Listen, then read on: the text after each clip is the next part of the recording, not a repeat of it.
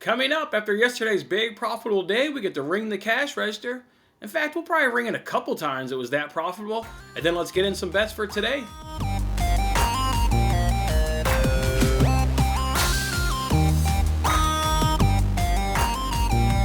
Hey, what's going on, everybody? It's Jason Mattis with Winning Bets. Thanks for hanging out with me on this episode, the Thursday edition here of Winning Bets, where we give out free sports picks every single day.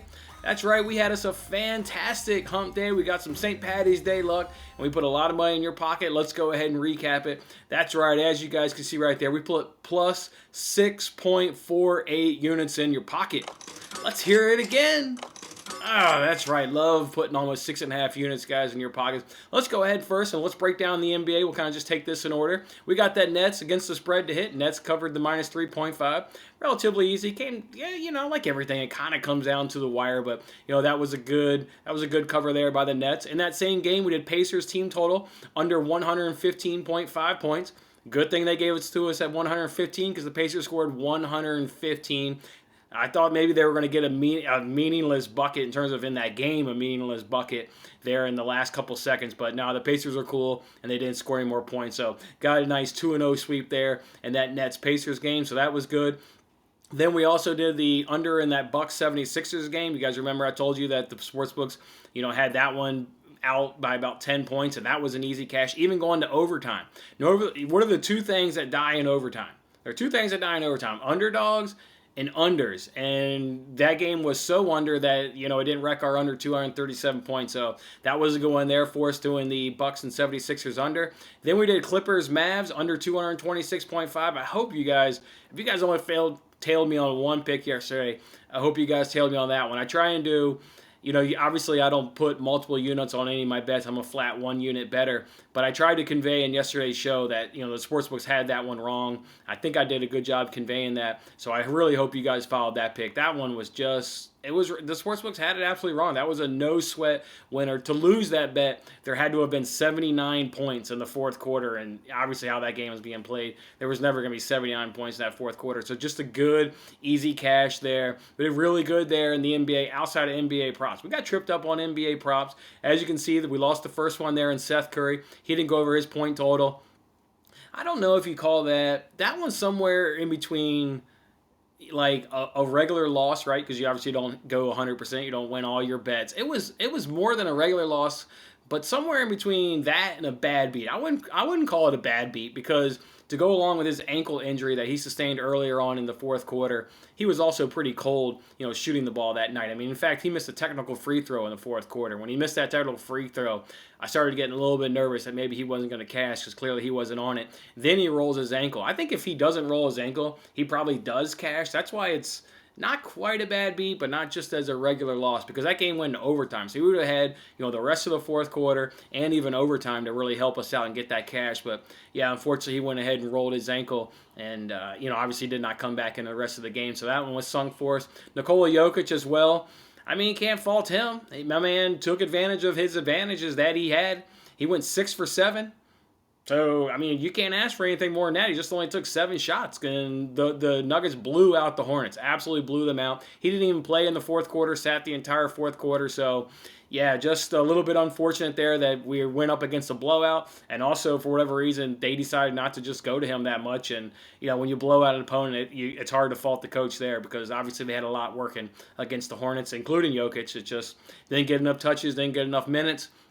And then Porzingis, that's just a loss, right? That's just a normal, good old sports betting loss. He got 7 points in the first quarter. I was like, okay, looking like Porzingis is going to do it. Only took 2 shots in the second quarter, if I get that right. Almost didn't take any shots in the third quarter. He didn't take his first shot until really late in the game. And I was locked in on watching this game because we had that under.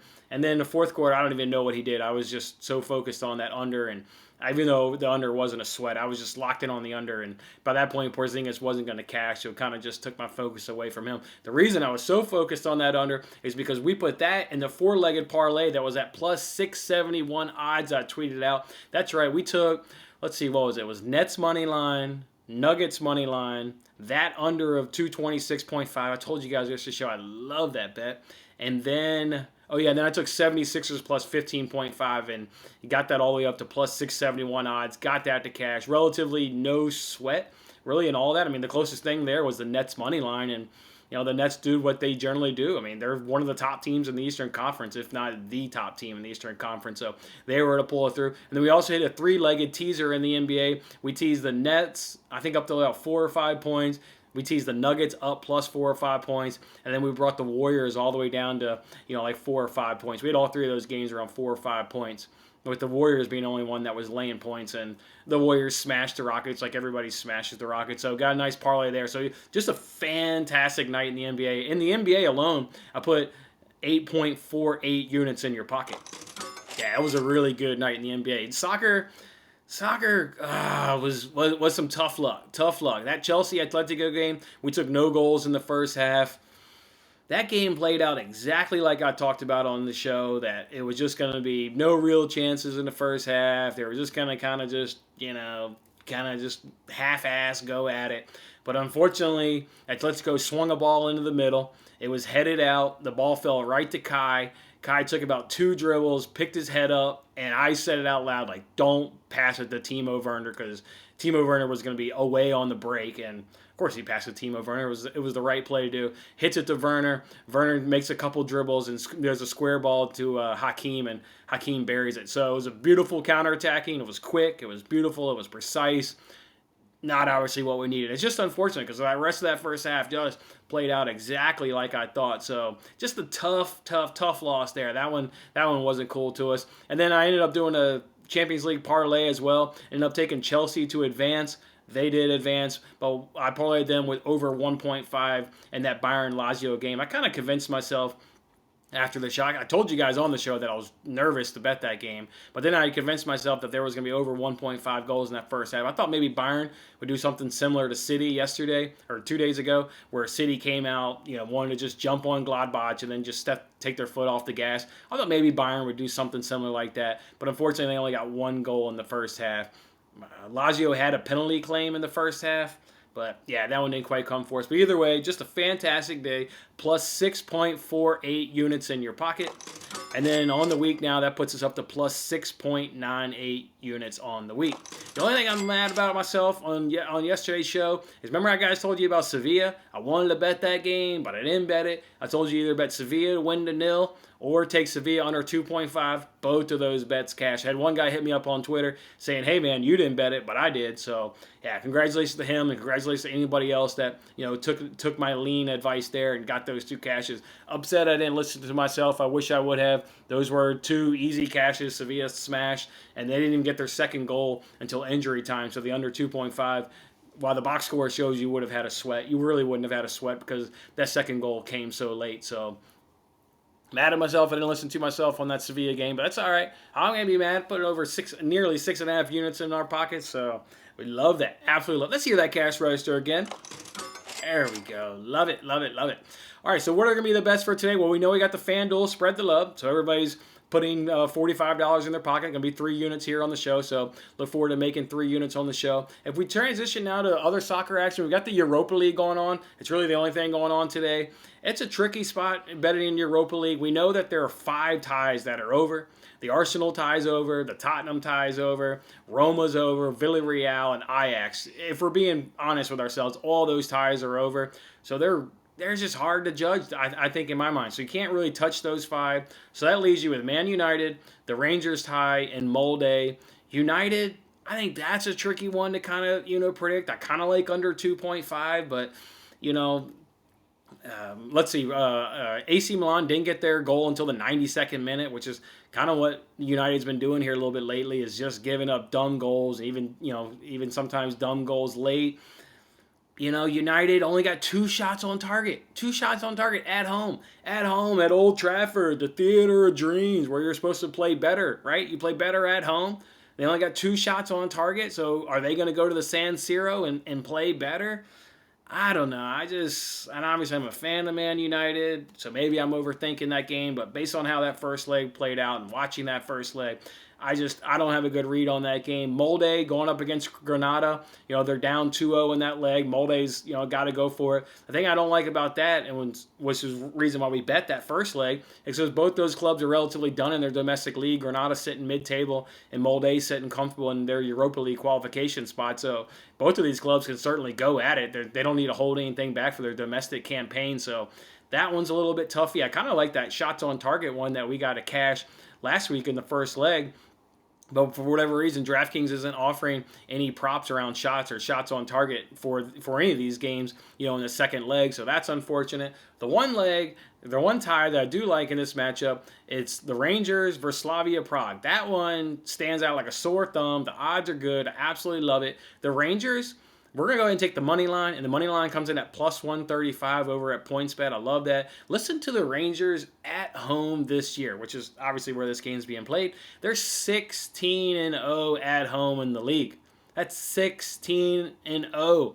In all competitions, they're undefeated at home. Undefeated. They've got all wins except for one draw, which was a 2-2 draw in the Europa League against Benfica. I think everybody would admit that Benfica is a good team, a better team than Slavia Prague. If you look at what the Rangers are giving up in their home matches, they've given up 2 goals. 2 goals in their 16-0 run in the league. I know the Scottish Premier League is shit, and nobody's watching me or you. Nobody watching this video has watched the Scottish Premier League. I'm going to assume nobody's watching that. So, but I don't care. You give up 2 goals in 16 games. That is absolutely remarkable. For this tie, a 0-0 draw is fine with the Rangers. That'll get them through. A 1-1 draw will get it to extra time. And then if there's a draw above 1-1, that doesn't do the Rangers any good because then Slavia Prague would win they would advance there on away goals, having the more away goals. So but I don't see this being 0-0 because at some point Slavia Prague's got to go for it, right? They're the one that needs to get a goal. So how long do they want to sit back and play it close to the vest and then say, okay, let's go for it. We'll throw the whole kitchen sink at it and try and get a goal.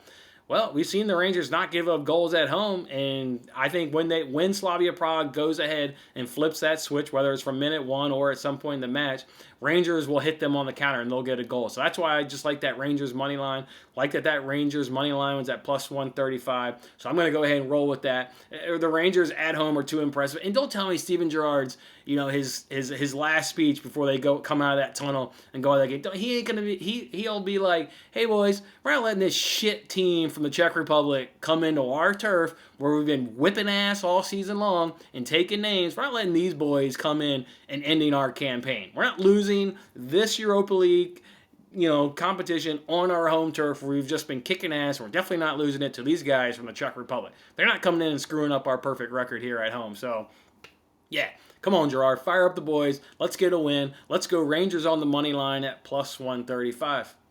As for other soccer bets, I've been enjoying getting on YouTube Live with you guys on Friday. I'm going to do another one of those Friday afternoon sessions. Let's jump on. There's not a whole lot of action, but we'll still jump on around that 2 o'clock time period. There's only a handful of Premier League games because of the FA Cup, so we'll break down the Premier League games. We'll break down the FA Cup games. And then, of course, we'll obviously talk about the big boys going on in the Bundesliga, La Liga, and then League One as well. So just look for me tomorrow, 2 p.m. Central Time. 2 p.m. Central Time. I'll jump on YouTube Live, and we'll have another good time. That was a fantastic. We've done that now 2 other times, and really just enjoyed hanging out with you guys there on YouTube, breaking down soccer and getting in our winning bets there. Let's transition now to some NASCAR. I'm pumped to give you guys these NASCAR bets. I found 4 just really, really gold mines that we can go ahead. We're already having a fantastic season. We're 10-4 on the season, plus 4 units in NASCAR, plus 4 units in NASCAR. So let's just keep it going. I got 4 for you here. The first one here is Almirola over Austin Dillon at minus 115 over at DraftKings. Look for Almirola. He's got the better average finish by 3 spots and driver rating by 18 points here at Atlanta. He's got the better average finish by 1.8 spots and driver rating by 10 points at all intermediate tracks. And just in general, like RCR, which is who Dillon races for, they're just kind of bad at the moment. Like outside of, Tyler Reddick's second place finish at Homestead, RCR is just, they don't have the speed this season. They're not competitive really in these racetracks. They're not doing all that great. Meanwhile, while Almirola, Yeah, he's performing better as lately. He is doing better. He's coming around. You know, we got a cash with Almirola last week. Almirola put money in our pocket, and the reason we took a chance on him last week is he performed better at the track than his opponent. It's like this week, but you can see the trajectory. Even though he was getting in wrecks with Blaney, you know, what have you, his trajectory was pointing up. And Stewart-Haas themselves, they're really strong at Atlanta. They're one of the top teams here at this Atlanta Motor Speedway. I know that's skewed a lot by Kevin Harvick's results, but no, Stewart-Haas is really good here. And Almirola, if you just want to say, what have you done for me recently? Because I think momentum does matter in all sports. Almirola beat Austin Dillon last week by 6 spots. So, yeah, let's just hope Almirola can do it again this week at -115 over at DraftKings. The next one we want to do is we want to do Denny Hamlin over Chase Elliott at -115 over DraftKings. Hamlin has a better average finish by 12 spots and driver rating by 14 points here at Atlanta. His last 3 races at Atlanta, Hamlin has 2 top 5s. Chase Elliott has 0 top 5s. Hamlin has a better average finish by 1 and driver rating by 7 points at all intermediate tracks. Hamlin's better at Homestead when you look up that stats, and I think Homestead is pretty similar to Atlanta because of the tire wear. Both of these tracks will just wear out your tires, so the pit strategy is relatively similar to Homestead as you get to Atlanta. So I thought Atlanta was a good comp, and Hamlin has better stats at Homestead, at Homestead than he does Chase Elliott. And then lastly, I think Hamlin's having a better 2021 campaign, and I know that's, you know, you're going up against the Cup champion, but look at the 2021 season. He's having a better year than Elliott, and he even beat Elliott last week. So if you made this bet last week, Hamlin would have cashed over Elliott. So yeah, like Hamlin's pedigree ahead of Atlanta, and like that he's going to beat Chase Elliott this week at -115 over at DraftKings. All these bets are at DraftKings.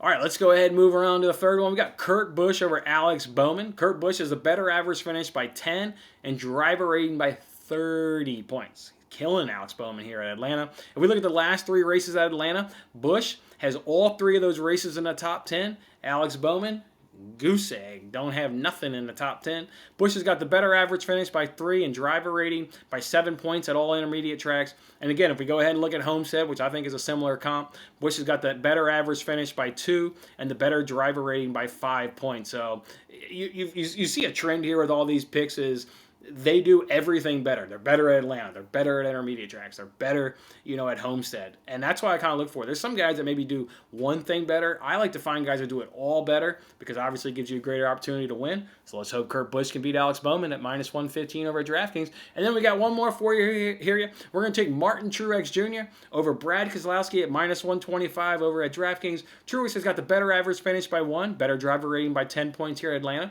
The last 3 races at Atlanta, Truex has 3 top 5s. Keselowski has 2. Martin Truex Jr.'s got the better average finish by 1, got the better driver rating by 10 points at intermediate tracks.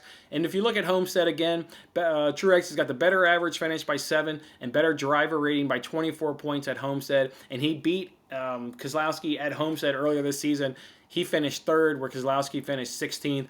And we know there's no hotter driver right now than Martin Truex Jr. Finally got the monkey off his back, claimed a win last week down there in Vegas. That was just a big win for him because he's been this driver who's kind of been annoying to me because we've been picking him a lot last season there on the Jackpot Races app to win that was it $25,000, and he's just been coming up like painfully close, almost winning races, finishing a lot of seconds and thirds. Well, they got the win last week, so now they just carry the momentum, and now they're carrying it into another track that they absolutely love. So I know it's a big boy up against a big boy. Not scared to do it. Obviously did it over Hamlin over Elliott, so let's do Truex over Keselowski at -125 over at DraftKings.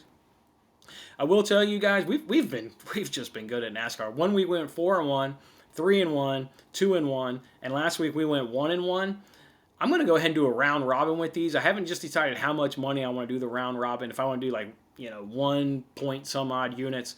So I just want to see where our profit is kind of at towards the end of this week, and then I'm going to do a round robin. So I don't know if I'll announce that on tomorrow's show, or maybe I'll announce it on Twitter just because I do kind of want to kind of get through things and see where we're at. But I think this is a week because I found 4 that I absolutely love. I'm going to go ahead and do a round robin parlay with these. So again, look for me maybe tomorrow's show possibly, but I think even more likely I don't pull the trigger till Saturday once I got a better idea of where our bankroll's at as we head on into Sunday. But yeah, love the round robin opportunity here that these 4 plays present to us. So we'll look to do that a little bit later on here in the next couple of days. All right, how about the NBA Association tonight? I thought it was just a just a tough slate. I mean, Jazz, Wizards, yeah, the Jazz, should win. I think they should win comfortably. I didn't find any against the spreads that really stood out. I thought they all seemed tricky. I mean, Bradley Beal could easily drop 50 like Damian Lillard did and keep his team relatively comfortable. Spreads that you get in that double digits are just tricky when you get in these late in the end of the game situations, and that's what this one is. It's double digits, so don't really like that one. Magics are going up against the Knicks. They've got the line spot on. The Knicks blew out the Magic earlier this season, and then the second game that they played them, it would have been a sweat based on what this line is, so I just don't see any real value there. You've got the Thunder and the Hawks. I mean, yeah, the Hawks should win, but just a tricky number there at minus 7.5, so wasn't a big fan of that. Wolves, Suns should smash, but it's a double-digit, spread. Again, I find those generally tricky. Pelicans, Blazers, I don't really like teams going at each other. Not a back-to-back, but they had a day off, but essentially a back-to-back. I just generally, just not a big fan of that. And then Hornets, Lakers. It seems like it's a tricky spot. I think the line, just before I got on here, was at -8. Hornets got their ass kicked last night. Just not a big fan of that. As for overs, unders, I know we took 2 last night, but I crunch the numbers every day, and I like to find ones where, at worst, I think the difference is about at least 6 points difference, because that gives us about 2 to 3 possessions. It seems like the sportsbooks got it spot on today. They didn't give us any gifts like they did yesterday. I mean, they gave us 2 absolutely gifts, and there's a reason why we bet both of them. There's a reason why both those suckers cashed, because those were just gifts. And there's no, the over-unders, nothing stood out. There's no gimmies there. The only 2 player props I like that I saw, and I haven't bet either one, LaMelo Ball does have a pretty nice advantage there at the point guard position. And then Nikola Vujovic there for the Magic. He's got a real nice advantage there at the center spot going up against the Knicks. But I didn't pull a trigger on either one of those. I want to see what the Rangers do. I want to see what the Rangers do. If the Rangers can come through, maybe I'll take that 1.35 units. Maybe I'll do a half unit on Ball and a half unit on Nikola. I don't know. I'm just undecided. There just wasn't a whole lot of even player matchups, player props. There just wasn't a lot of standout just advantages between us. So just a weak NBA. What I think this NBA slate is good though for live betting, folks. Live bet. Let's say the Magic, and we know there will be runs in NBA. There's always runs. At some point, if the Magic can go out on a run, and then we can get the Knicks at near plus money, that's a good opportunity I like. Same thing there with the Hawks. If the Thunder can kind of go on a little bit of run, and we can get good value at the Hawks and add around plus money, that's another good one there. Same thing with the Lakers, and I would say same thing with the Suns, but I can't see the Timberwolves really doing much in that game. But that's what I got my eye on. I got my eye on the Lakers live bet, the Knicks live betting, and the Hawks live betting. Those are the three games I'll be watching closely tonight and seeing if we can't get in a live bet, because we know there's runs in basketball. We just need those away teams to kind of do good earlier on, and then home teams in the NBA they're just notorious for making comebacks, so I won't be scared. I probably wouldn't do a full unit on those live bettings. Maybe I'll do a half, or however many I settle on. Maybe I'll do like 2 half units, something like that. So let's just see what goes on. First, let's get this Rangers money line to go ahead and cash, and then we'll have a little bit over a unit in our pocket that we can go ahead and play with. But yeah, just a great job yesterday. Go ahead and hit that like button, guys. If you're part of that profit. If you tailed me on any one of those bets, hit that like button. Drop a comment here. Let me know which ones you tailed. I'm always curious. Get a couple hundred views every day. I'm curious what you guys are cashing. You guys are obviously cashing. You're not sitting here watching this video day in, day out, getting hundreds of views on this videos and not cashing. So I know you guys are cashing. We had a fantastic day yesterday. Congratulations. I'm just really, really pumped for you guys.